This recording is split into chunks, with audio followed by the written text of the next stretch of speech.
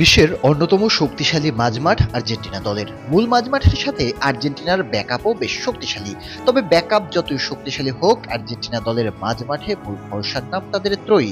সেই ত্রয়ীতে আছেন Alexis ম্যাকলিস্টার, Enzo Fernandez ও Rodrigo D পল। কিন্তু এবার ত্রয়ীদের একত্রে না হওয়ার কারণে মাঝমাঠ নিয়ে নতুন প্রশ্ন আর্জেন্টিনা দলের। ব্রাজিলের বিপক্ষে সর্বশেষ ম্যাচে ছিলেন না রদ্রিগো ডি পল। এবার এই তারকা উপস্থিত থাকলেও মাঝমাঠে নেই অন্য দুই মুখ।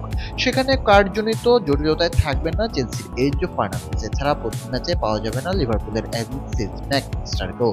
আর সেখানে প্রশ্ন, কারা হবেন এদের বদলি হিসেবে সবচেয়ে প্রথমে শোনা যায় যার নাম, তিনি থিয়াগো আলমাদা। সর্বশেষ দুই ম্যাচে দারুণ করেছেন এই অ্যাটাকিং মিডফিল্ডার। এর মাঝে উরুগুয়ের বিপক্ষে তার গোল চোখে লেগে আছে সবার।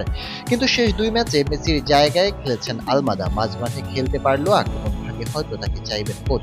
সেক্ষেত্রে মূল একাদশের সুযোগ মিললেও মাঝমাঠে রিপ্লেস করার সম্ভাবনা আলমাদা মাঝমাঠে না খেললে আসতে পারে এলভিস প্যালাসিওস। বায়ার লিভারকুসেনের এই মিডফিল্ডার অনেকদিন ধরেই ক্লাবে দারুণ পারফর্ম করে আসছেন। তবে আর্জেন্টাইন ত্রয়ীর জন্য একাদশে জায়গা মেলেনি তার। এবার সেখানে এনজো ফার্নান্দেসের জায়গায় তাকে দেখা যেতে পারে আর্জেন্টিনা দলে। অপরদিকে অ্যাটাকিং মিডফিল্ডার হিসেবে শুরুর একাদশে থাকার সম্ভাবনা আছে কমোতে খেলা নিকো বাজের। এর মাঝে আর্জেন্টিনার দলে অভিষেক হয়েছে বাজের, পেয়েছেন অ্যাসিস্ট। এছাড়া ইতালিয়ান সিরিয়াতে তার পারফরমেন্স নজর কাড়া। আরও একবার মেসির সাথে বাজের জুটি দেখতে চাইবে ভক্তরা। সেক্ষেত্রে বাজের রয়েছে শুরুর একাদশে খেলার সম্ভাবনা।